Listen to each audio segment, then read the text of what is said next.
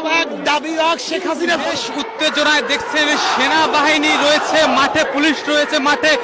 সরকার পদত্যাগের এক দফা দাবিতে কিন্তু চরমনায় পীর দেখছেন, নিজে কিন্তু পায়ে হেঁটে কিন্তু দেখছেন তিনি এগিয়ে যাচ্ছেন। সরকার পতনের ডাক দিয়ে কিন্তু মাঠে নেমেছেন হাজার হাজার তাওহীদি জনতা, ইসলাম প্রেমিকদের মানুষদের নিয়ে ছাত্রদের পক্ষে কিন্তু সরকার পতনের ডাক দিয়েছে।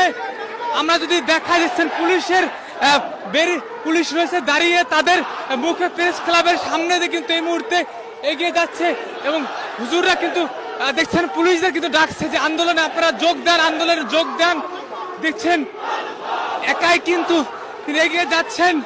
আসলে আমরা যদি একটু কথা বলার চেষ্টা করি, এই যদি হুজুর আজকে যে নেমেছেন রাজপথে কিসের দাবিতে, কেন নেমেছেন? এত এক দাবি এক দফাই, শুধু দফা এক দাবি এক শেখ হাসিনার পদত্যাগ।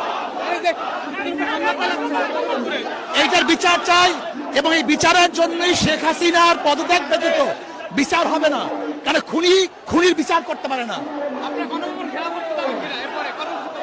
আমাদের কালকে কর্মসূচি আছে, কালকে আমাদের গণমিছিল এবং ধারাবাহিক কর্মসূচি পালন করে আসছি এবং ছাত্র জনতা যেই কর্মসূচি দিছে আমরা তাদের সাথে আগের থেকে একত্রিত ঘোষণা করছি এবং করতেছি, করব। আপনারা কোথায় যাচ্ছেন? এখন আমরা শাহবাগ যাব।